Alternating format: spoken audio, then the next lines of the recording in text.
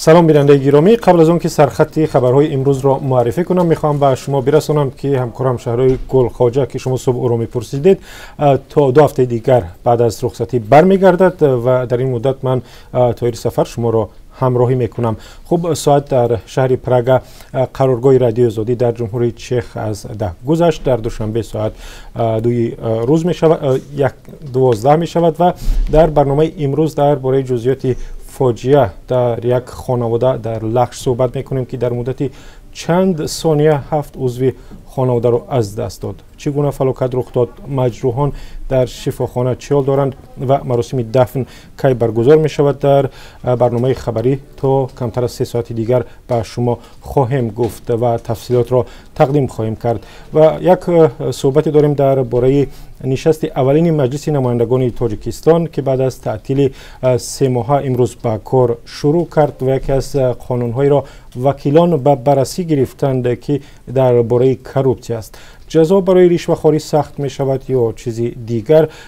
در این باره و هم درباره آن صحبت می کنیم که وکیلان مردمی تقدیر نیروگاه راغون را بررسی کردند. خوب تا 3 ساعت دیگر در برنامه خبری این همه را خواهیم گفت. خوب یک خبر دیگر داریم از شهر توس که در اونجا یک افسر بازرسی دولتی اتومبیلی در ولایت ختلان و پدری 7 فرزند خودکشی کرده است. خانواده افسر متهم دارند و نمیدانند که چرا ظفر صفروی 49 ساله خود را به درخت چهارمغز آویخت. تحقیق در این زمینه ادامه دارد و برای آگاه شدن از پرونده افسر منتظر باشید و برنامه خبری ما را تماشا کنید که تا کمتر از 3 ساعت دیگر شروع می شود. در کانال آزادی ویدیو در یوتیوب تقدیم می کنیم. خوب تلاش برای حق خود نتیجه می دهد. یک جوان نابینای تاجیک که در تلاش اول برای شامل شدن به کنسرواتوری ملی به جای نرسید از ناحقی به گفته خودش به دادستانی شکایت برد. موزون غفورزاده به رادیو آزادی نقل کرد که چرا او را اول به کنسرواتوری قبول نکردند و چی شد که بعداً عنوان دانشجو را صاحب شد. و خوب از کشورهای دیگر هم گزارش و خبرها داریم و از عربستان سعودی درباره آوازخوانی زنان، چیزی که تا 1 سال پیش مردم انتظار نداشتند که واقعا در کشورشان دیده شود.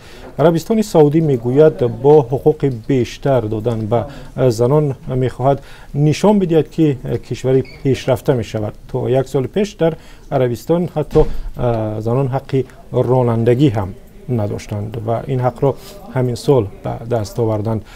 خوب برمیگردیم به دوشنبه. درباره مسائل فرهنگی هم صحبت خواهیم کرد. در دوشنبه جشنواره دیدار آغاز یافت و به خاطر یکی از هنرپیشگان شناخته از جمله سینماگران طاهر صابرов بخشیده می شود.